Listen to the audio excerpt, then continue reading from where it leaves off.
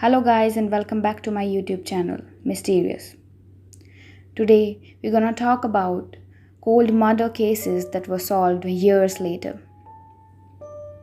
Angela Kleinsorge. Angela Kleinsorge was an 84-year-old woman who lived alone in San Diego, California.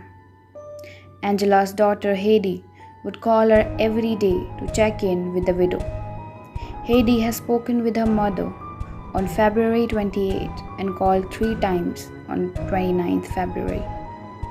When she received no answer, Heidi visited Angela's house. On the floor beside her bed was the body of Angela Kleinsorge. She had been sexually assaulted and stabbed repeatedly in the neck. Angela's case remained unsolved for 25 years due to lack of evidence. In 2017, authorities announced they have linked Jeffrey Falls, who at the time of crime living across the street, to DNA evidence left behind Angela's murder scene. The DNA of one of the Jeffrey's brother was found to be partial match to the left at the scene, indicating he had been a family member to the prospector. A third brother was tested and disqualified as a suspect, leaving only Jeffrey Fall, who had died at the age of 42 in 2006 motorbike accident. The justice came late, but the closing of Angela's case brought a measure of closure to her family. Wendy Halison. Wendy Halison grew up in Los Angeles with her parents and her older sister Linda, the daughters of a real estate salesman and a bookkeeper turned homemaker. The girls painted and played piano. Wendy Jo Halison drove her prize green Thunderbug down Fairfax Avenue on the Sunday afternoon in 1968, shopping at the Thrifty on the corner of Wilshire Boulevard. After shopping, the 22-year-old art student was seen filling up a car at the gas station down the street. But Halison would never return home to her family. When Halison didn't return home later that day, her family began to worry. It was unusual for her not to check in. Halison's mother called police that night to report her missing, but was told that could not launch a missing persons case so quickly. Rather than wait, the family began to search on their own. Gil Court was a private investigator and rallied friends to help. He was also hired a helicopter to scour the neighborhood from above. Less than an hour after the search began, the next morning, Halison's boyfriend spotted her Thunderbird parked on a Fairfax Avenue. Court found her keys on the floor of the back seat and went to open the trunk.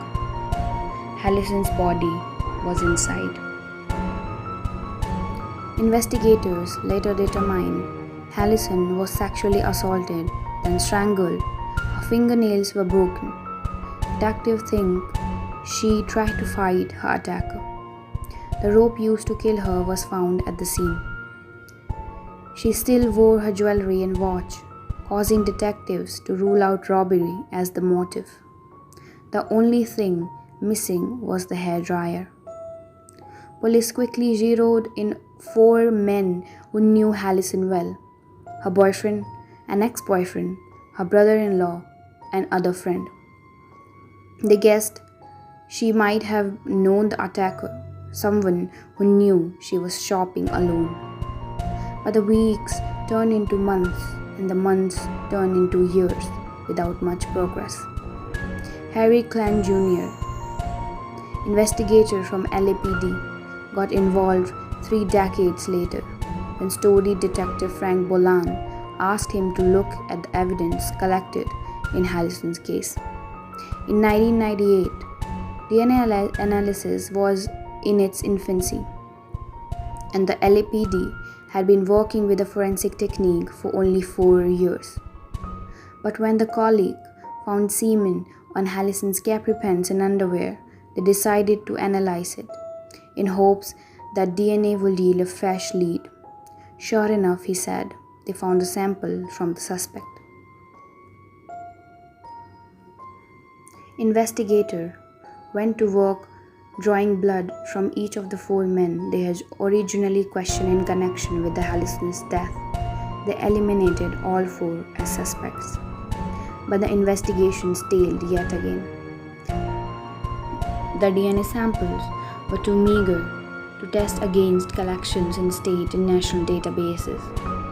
By 2016, 3 LAPD investigators had been working Halison's case for years: Clan, Bankston, and Peter Berman, who now helps detectives look over old cases for new clues. Last summer, they asked Clan to run the DNA again, hoping improved technology will finally help them identify enough markers to upload the sample in the state system.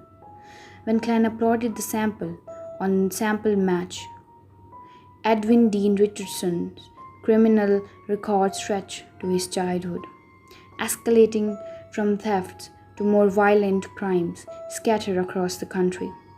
He was a drifter, working odd jobs as he moved from state to state. About 20 years later, authorities used DNA to link the still imprisoned Richardson to a cold case killing in Orange County. Richardson was flown to California to face trial, where he pleaded guilty to raping and strangling Marla Jean Hyers in 1972. Richardson, then 70, and suffering from emphysema, was sentenced in 2006 to life in prison, all but ensuring he would die behind bars. By the time the investigators in LA used the DNA to identify Richardson as the man who strangled Wendy Jo Halison, the convicted killer had been dead about 4 years. Because Richardson was dead, investigators couldn't interview him in the prison, or more importantly, take a sample of his DNA to confirm their initial hit. Instead, they matched a blood sample identified as Richardson's in Orange County investigation to the DNA from Halison's case. They also combed through the background of Richardson to see if his habits matched those of Halison's killer, which confirmed that Richardson was indeed killed Halison. Halison's family was haunted by her death.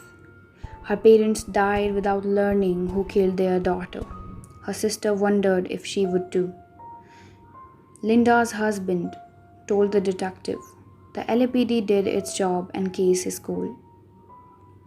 But the case will never really close because we will never forget Wendy." Palm Beach murder case, Marlene Warren. On May 26, 1990, Marlene Warren was eating breakfast with her then 22 years old son and several of his friends when the doorbell suddenly rang. When he answered the door, she was surprised to see a clown with 2 balloons and a bouquet of flowers. The clown handed those items to Marlene. It was at that time the clown pulled out a gun and shot Marlene in the face. The clown then calmly walked back to the white Krystal Beslanowitch in which she arrived and drove away. Warren died at Palms West Hospital 2 days later. In August 2017, Sheila Keene Warren, who was supposedly having an affair with Marlene's husband at the time of shooting, was arrested, and she is accused to dress up as a clown and killing Warren. It is possible she will face the death penalty, but the case isn't completely closed yet. Krystal Beslanowitch. On December 14, 1995, Tracy Beslanowitch told her boyfriend Chris that she was going to grab some food at the local Circle K near Salt Lake City, Utah. She never returned home. The following morning at 8:40 a.m., nearly 45 miles away from Salt Lake City. A rancher and a son found a new deceased body of a young female. The rancher immediately calls the local sheriff. Police investigator and crime scene technician began the initial investigation of the crime scene. Police collected several bloody rocks around the body, which they suspected might be the murder weapon. Not too far from the victim's body, police found a pair of socks neatly folded on a rock. Beside the socks and the bloody rock, no other physical or forensic evidence were found at the crime scene. She was officially a Jane Doe. The victim had 2 distinct tattoos on her body, including a heart on the left chest. Police sketched out the tattoo to provide to the news media in hopes of being able to identify Jane Doe. Tracy's boyfriend Chris saw the news and immediately called the police. He told police he believed his girlfriend was Jane Doe. Police obtained a phone number of Tracy's father. However, after a short conversation, police learned that Jane Doe was not Tracy, but most likely was his stepdaughter, Krystal Beslanowitch. The father informed police that Krystal has a history of using her stepsister Tracy's identity. Jane Doe was not Tracy. She was Krystal Beslanowitch. Krystal's boyfriend Chris rose to the top of the police suspect list, but he lacked the motive and the means to murder Krystal. Krystal was a breadwinner in the relationship, and Chris financially dependent on her. Also, Chris didn't even have a car. How was he supposed to murder Krystal near 45 miles away? Local taxi driver Herb Fry, who was infatuated with Krystal. Herb Fry told several people that if he can't have her, nobody can. Herb Fry instantly becomes suspect number 2. However, there was zero forensic evidence linking either Chris or Herb to the murder of Krystal. By 2008, forensic scientists were able to swab the rock found around Krystal's body down by the river. The female DNA profile matched Krystal, but there was an unknown partial man DNA found on the rock. The partial DNA profile did not match Krystal's boyfriend, Chris, or Herb Fry. Police were back at the square one. In the year 2013, forensic scientists decided to use the MYstreeIOUS system, the new DNA extraction tool, on the granite rock found at the murder scene. They were finally able to pull a full DNA profile.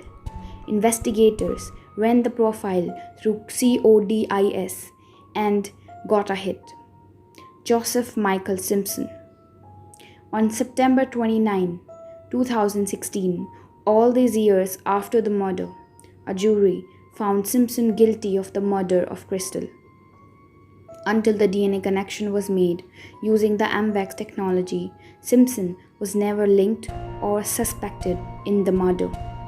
It's quite likely that without the MYstreeIOUS in this case, Simpson would still be a free man and Krystal's family would still be without justice in her murder. Thank you for watching the video. If you enjoy, please hit the like button and subscribe to the channel. See you next time.